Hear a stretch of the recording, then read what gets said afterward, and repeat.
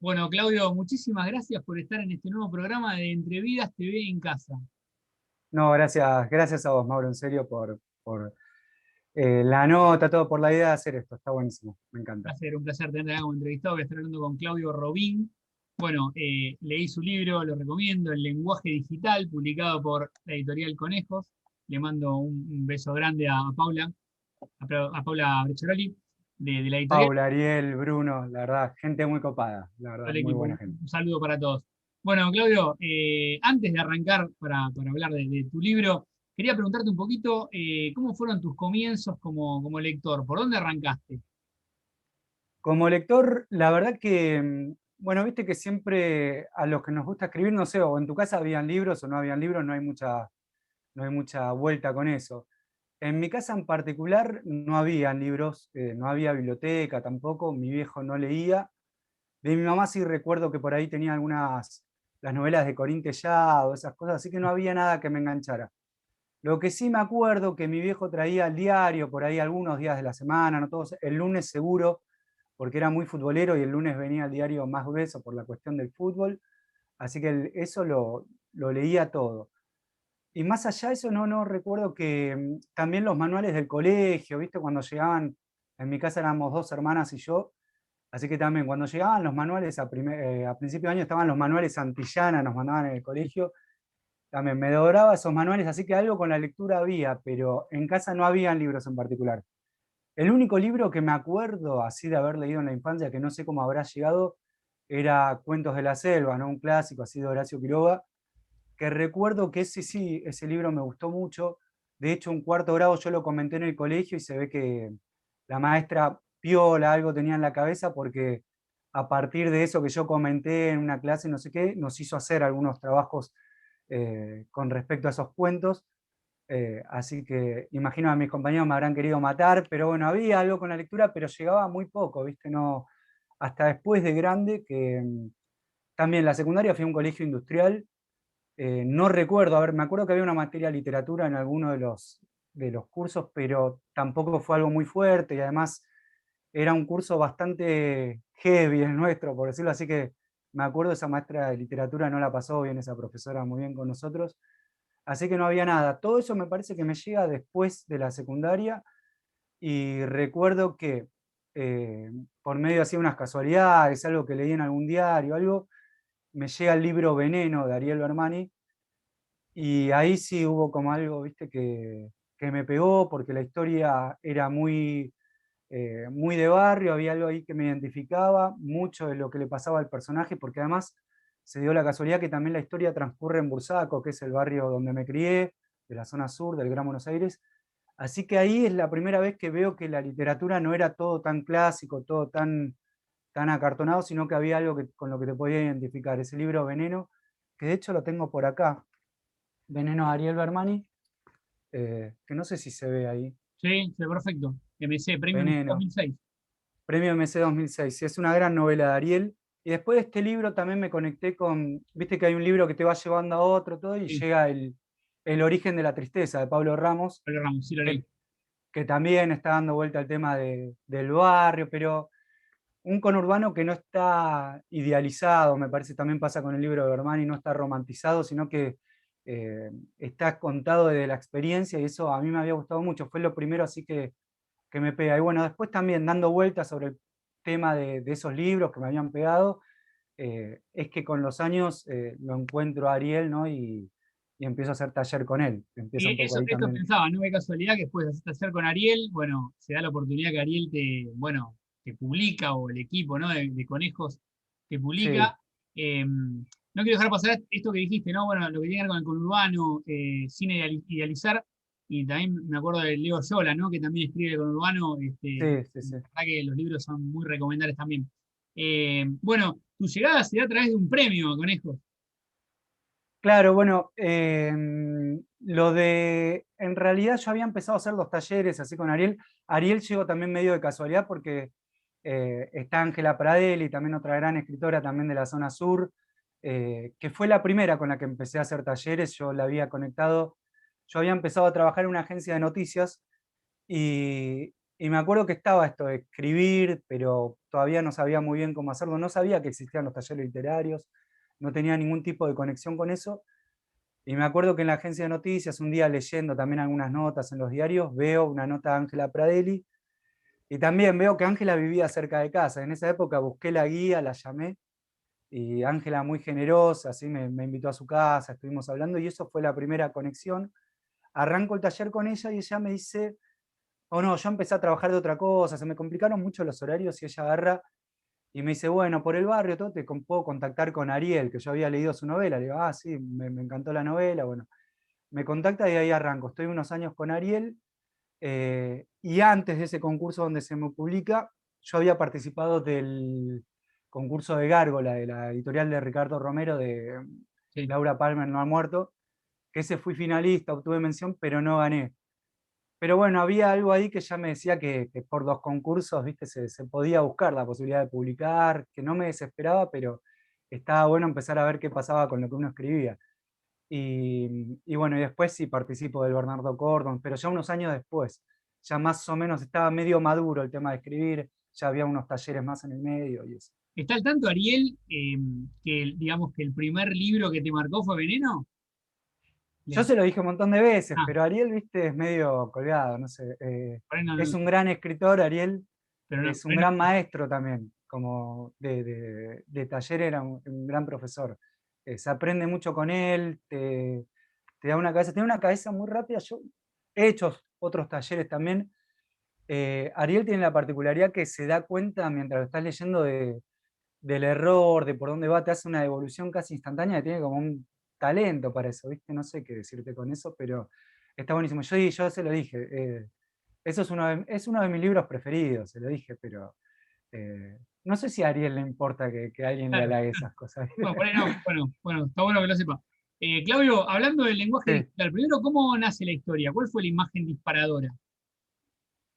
No tenía nada que ver con lo que termina siendo, me parece, ¿viste? Porque creo que también fue en una consigna en un taller, a partir de una acción. La idea era empezar a entender un poco de esto de contar historias, a través de la acción de los personajes, un poco que se desarrolle eso. Y la primera imagen era nada que ver, pero sí estaba la cuestión esta de una persona que estaba en su casa todo el día tirada, sin saber qué hacer, medio como un poco resentida, si se quiere, con varios quilombos ahí, pero todavía no estaba la historia dando vueltas. Sí, cuando empiezo a escribir algunos capítulos sobre ese personaje que sí ya empezaba a armarse, la Frarti creo que primero se empezó a armar el personaje, eh, pero después necesitaba sacarlo de la casa, Claro. porque lo tenía siempre en la casa y no sabía cómo sacarlo. Y creo que ahí también empieza a jugar un poco la experiencia, ¿no? El personaje es un periodista, es un poco también mi profesión, que soy periodista, que soy productor, y entonces empiezo a jugar por ese lado. Y a través también de unas cuestiones que me habían empezado a pasar, como esta cosa, no sé si llamarlo crisis, pero sí que viste esto de garrón tras garrón en los laburos. Bueno, dije, por acá hay algo que se puede contar, empezar a laburar esto, y el personaje entonces empieza no solo a estar en la casa, no solo a estar en conflicto con él mismo ahí, sino también que había un detonante que era una cuestión laboral, y que lo empezaba a llevar o lo empezaba a replantear un montón de cosas, y a través de eso también a ponerse en juego muchas de las cuestiones afectivas, ¿no? El personaje con la mujer, con Sí, la con Carla, hija, con la hija Sofía. con Carla y con Sofía, sí. ¿Qué tenés vos del protagonista, Martín Lanfranti? Que tengo, bueno, en primer lugar, la misma profesión, Sí, sí, eh, más allá de eso.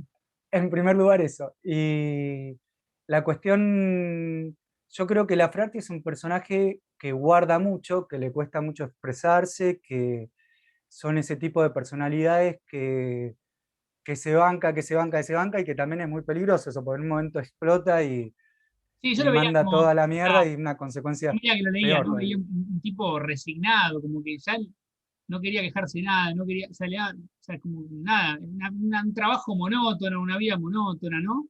Eh, digamos, tiene que ver con eso, fue un trabajo que vamos a contar un poquito que este periodista, que en realidad está trabajando de productor en un noticiero, trabaja en un multimedio que lo compra otro grupo económico mexicano, Y hay situaciones que seguramente mucha gente que lo lea o que lo haya leído se va a sentir muy, sobre todo periodistas o gente que pasa por los medios, muy identificada, ¿no? Como esto, por ejemplo, cuando va al canal y en la puerta, digamos, el de seguridad le muestra una lista donde ve que están todos muchos tachados de los que no podían entrar porque se habían echado, ¿no?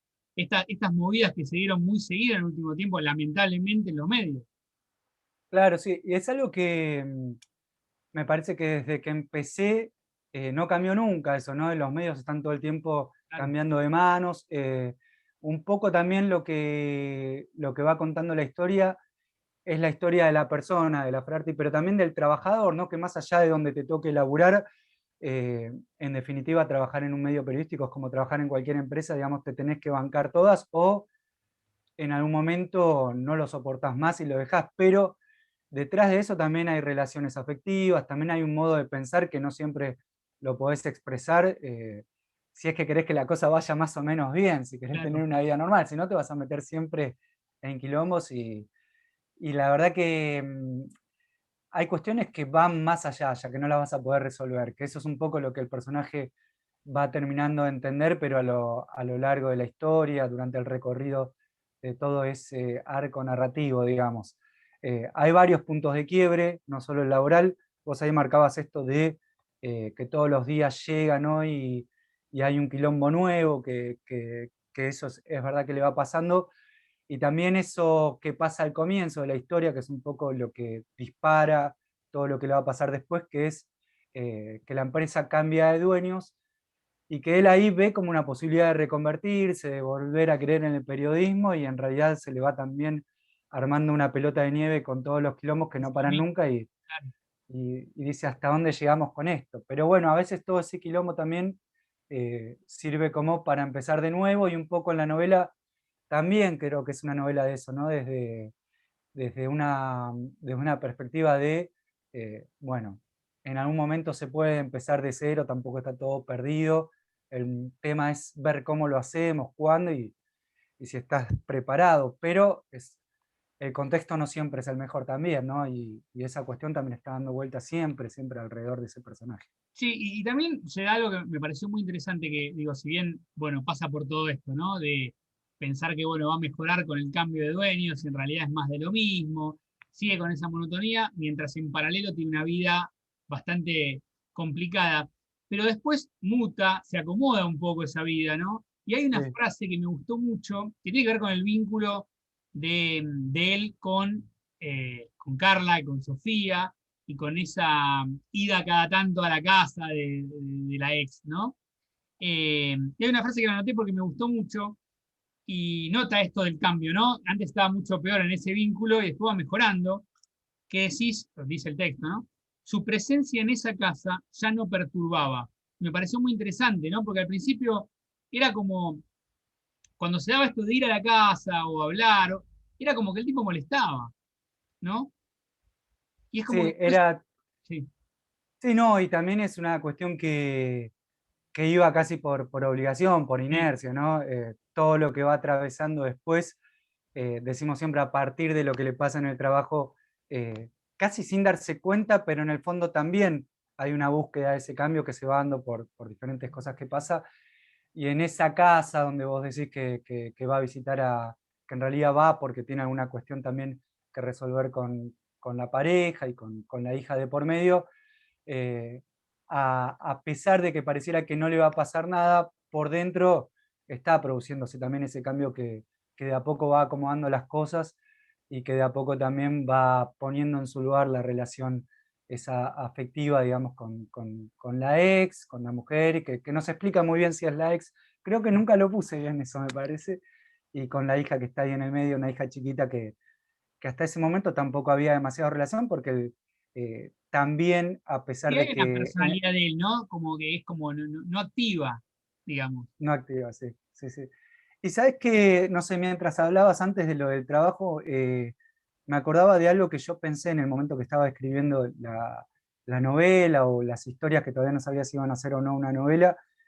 Este tema del manoseo así laboral, viste que va cambiando de jefe y que al parecer tiene un jefe muy copado y la verdad que él la pasa mal, porque esto en el medio, sobre todo ese que es un medio periodístico pero televisivo, está mucho eso de esa apariencia que parece alguien copado, pero la verdad que el productor que está detrás de él, no Sí, sé si te dice que es tan copado, está que la Blanco, pasa tan el bien. director, ¿no? Y está Ibáñez. Claro, claro, Pero claro, está muy claro. bueno, porque cuando dice, bueno, me dijeron, porque además hay una frase que en un momento le dice, como, bueno, me dijeron que no puedo tomar gente, entonces me toca, digamos, en cierto modo le estoy diciendo, me toca arreglar con lo que hay acá adentro, ¿no? Con lo que tenemos, claro.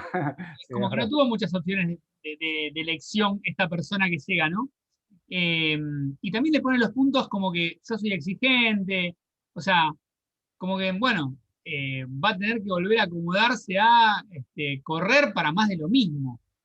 Sí, y esas charlas también que en su momento las iba poniendo, las iba acomodando, la idea era un poco también mostrar eh, esto que decíamos al principio, ¿no? Que un medio periodístico, en fin, es una empresa y adentro eh, el tipo que tiene un poco más de poder que otro, también de alguna manera esa pulsión va a estar siempre presente, ¿no? Por algún interés, por lo que fuera. Y ese tipo de charlas, porque es muy fácil después cuando se prende la cámara, también hay como una actitud que hasta se parecería, digamos, a la de un político. Una cosa es lo que uno ve, lo que escucha, el discurso que es políticamente correcto y que está buenísimo, le aplaudimos, pero eh, al aire podemos decir que estamos en contra de los despidos y después ir a hablar con el director, che, la verdad ese pibe no me sirve, ¿viste? Cambiámelo y es totalmente contradictorio a lo que acaba de decir 5 minutos al aire. La verdad que no vengo a hacer justicia de nada con eso, pero sí un poco esto, ¿viste? De que no te comas cualquiera de lo que ves, que tampoco te digo, no es nada, nada nuevo, pero en la novela está, y está medio que tampoco me interesa bajar líneas, sino está No, medio no, además, a ver, no hay que dejar como de lado que experiencia, ¿no? De lo que va esta viendo el novela es personaje. ficción, obviamente que hay toques de realidad, pero es ficción, ¿no? Siempre está bueno decirlo cuando es ficción. Digo, si bien tocabas muchos temas, yo no noté en ningún momento una baja de línea, sí me Claro, parece que claro, hay no. temas que son interesantes para, ¿no? Para plantear un debate. Sí. Claudio, Porque a veces está muy, muy claro, parecería para cada uno, ¿viste? Quién es el bueno y quién es el malo, y no, claro, ojo con eso, porque claro, de hecho es como vos sobre decís, todo en este momento que todos se pelean con todos, sí, sí, ¿viste? sí. Y guarda, porque lo que uno dice puede no ser perfectamente lo que uno haga, así que De hecho, como decís, ¿no? Llega un jefe que parece copado y en realidad no es copado, ¿no? sí, sí. Eh, Te quería preguntar, en el momento de escribirlo, bueno, de escribir el libro, ¿cómo fue, o sea, el orden, la organización? Yo veo que hay muchos diálogos, los capítulos son de mucho diálogo. ¿Es algo que te gusta? ¿Te interesaba hacerlo así, esta novela? Eh, bueno, después capítulos cortos. Es una novela Sí, que por momentos es fragmentada, ¿no? ¿Cómo fue, cómo lo manejaste en cuanto a la escritura? sí, yo la primera versión eran, siempre lo que sí mantuve fue lo del tema de los capítulos cortos. Me gusta eso, cada vez que agarro un libro me interesa, sobre todo en la literatura contemporánea, se usa mucho en la narrativa actual. Me gusta leer mucho lo que están escribiendo acá, ¿no? Escritores y escritoras acá, y en este momento eso me gusta seguirlo mucho. Y me engancho con capítulos cortos, con esa forma de narrar simple, directa, eso me gusta.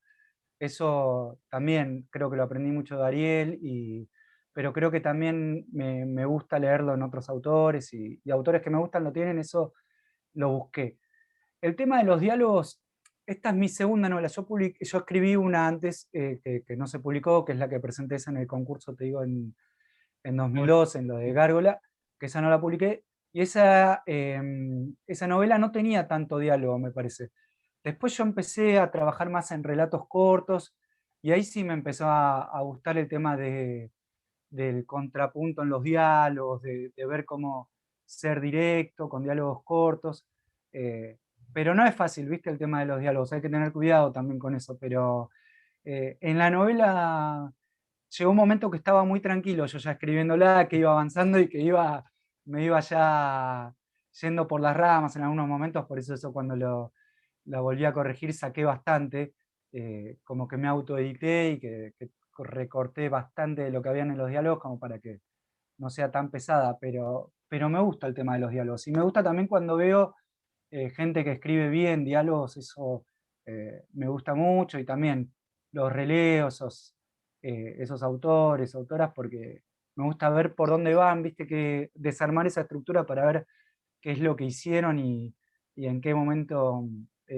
Bueno, justamente ahora, y acá ahora que estamos hablando de los diálogos, yo leí hace poco una novela de Bernardo Bécquer Varela, que se llama El ahogado, Sí. y que también ahí hace un trabajo tremendo con los diálogos, y unos personajes maravillosos, una novela que recomiendo también, que está buena, es actual, y también fue finalista del premio Clarín con esa novela, y ahí hay algo en los diálogos que te digo, cuando veo a alguien que lo labura bien eso, trato de aprender y copiarle algunas cosas. Y en esta novela en particular, no recuerdo a quién le habré copiado, pero también hubo un momento que me cebé mucho con el tema de los diálogos y me gustó ir por ese lado. Claudio, vamos con un fragmento, ¿puede ser? ¿Te gustaría leer un fragmento? Leemos algo del lenguaje. Sí, estoy hablando con Claudio Robín, de su libro El lenguaje digital. Va a leer ahora un fragmento. Novela publicada por Editorial Conejos. Cuando quieras, Claudio. Bueno, acá creo que es el capítulo 45, porque me lo saqué un toquecito, porque si no, no iba a poder leerlo. Y para poner en contexto, bueno, como decíamos, ¿no? La novela de un periodista que está atravesando un cambio fuerte por algunas cosas que se dan en su laburo, y poniendo en juego algunas relaciones, y entre ellas, este capítulo en particular, está el tema de la mujer Carla, y en particular de la hija Sofía. Perfecto. Y el capítulo arranca así, entonces lo leo. Sofía jugaba con una pajita en el envase de una Coca-Cola hasta que la pajita se le cayó al suelo.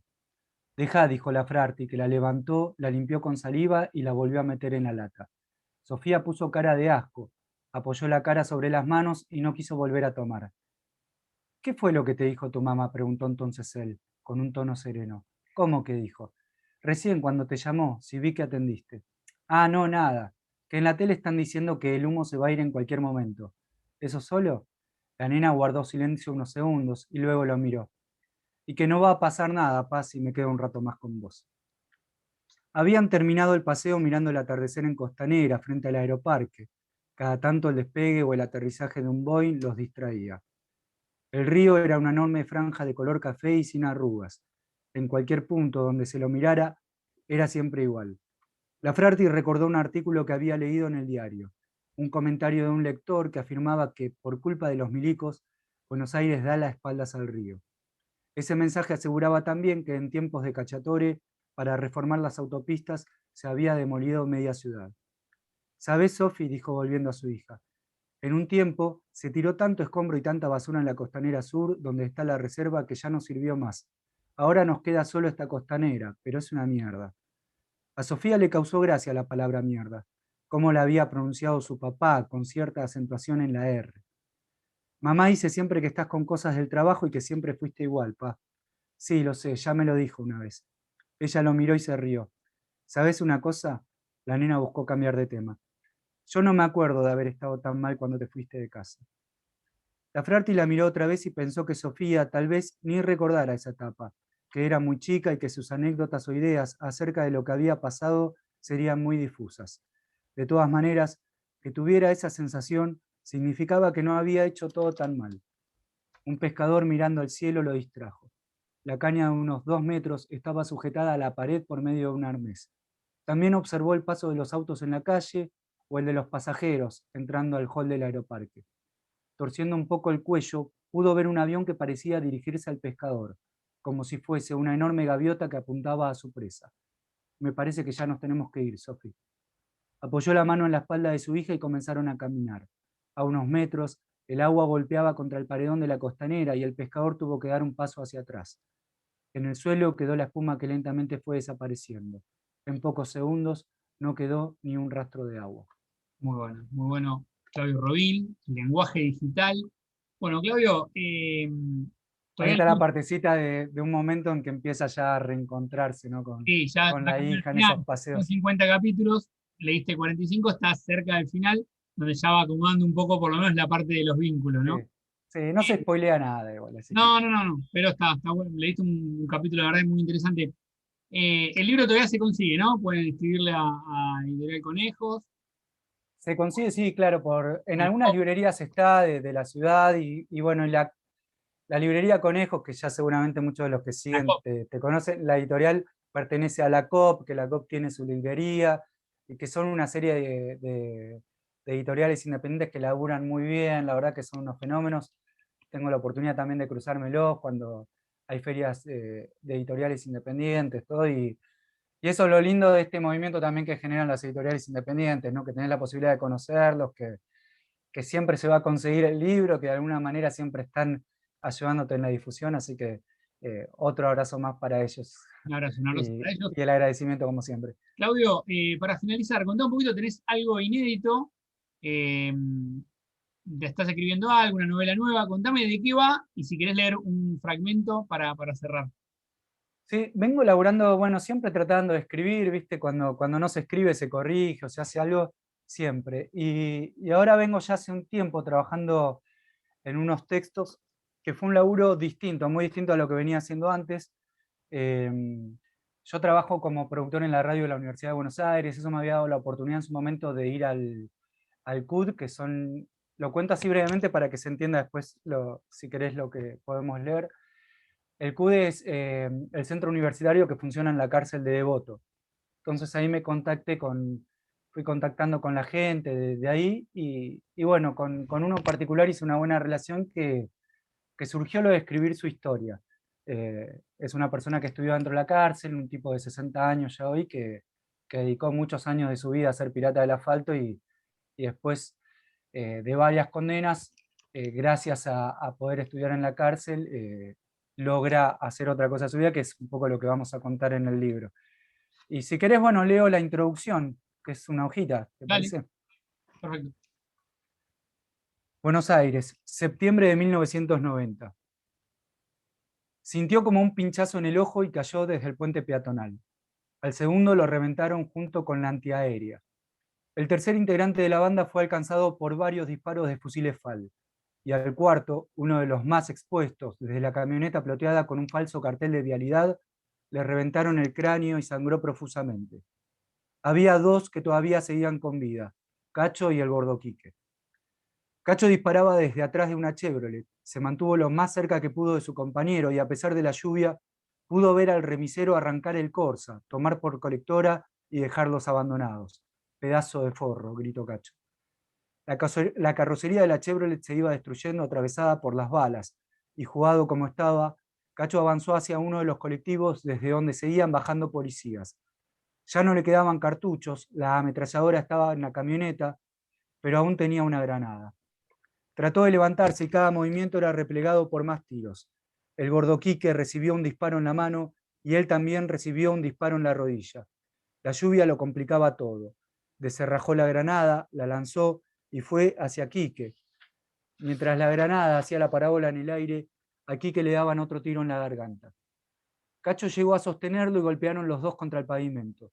Se oyó la explosión y sintió una vibración potentísima en la cabeza.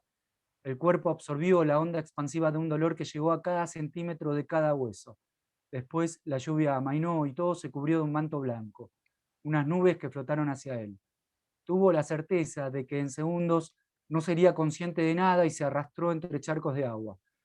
Apoyó la cabeza contra la cabeza de su amigo que alcanzó a hablar con el último soplo de respiración. Piedra libre para mí, dijo el gordo Quique y la voz se le cortó. La visión de Cacho oscureció por completo. Muy bueno, muy bueno. ¿Y en qué etapa estás? ¿Te falta mucho? Claro, esto es como una introducción del comienzo, porque en realidad parece la muerte del protagonista, pero en realidad no lo es. Es como un flashback y después ya la historia empieza a narrarse en presente y siempre con recuerdos de lo que fue su vida como delincuente. Y vengo haciendo varios borradores, fue una etapa, como fue algo que no, a diferencia de lo que venía escribiendo, que hablo más de la experiencia, incluso con esta novela que estábamos hablando del lenguaje digital, acá no tenía nada que ver conmigo, entonces eh, tuve un tiempo muy largo sin saber por dónde arrancarla, sin saber a dónde ir, si iba a ser una especie de crónica, si iba a ser una especie de entrevista, si iban a ser capítulos cortos, bueno.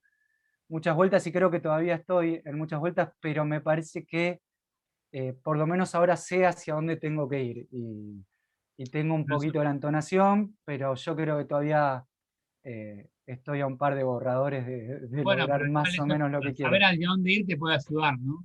Con lo que va de la historia.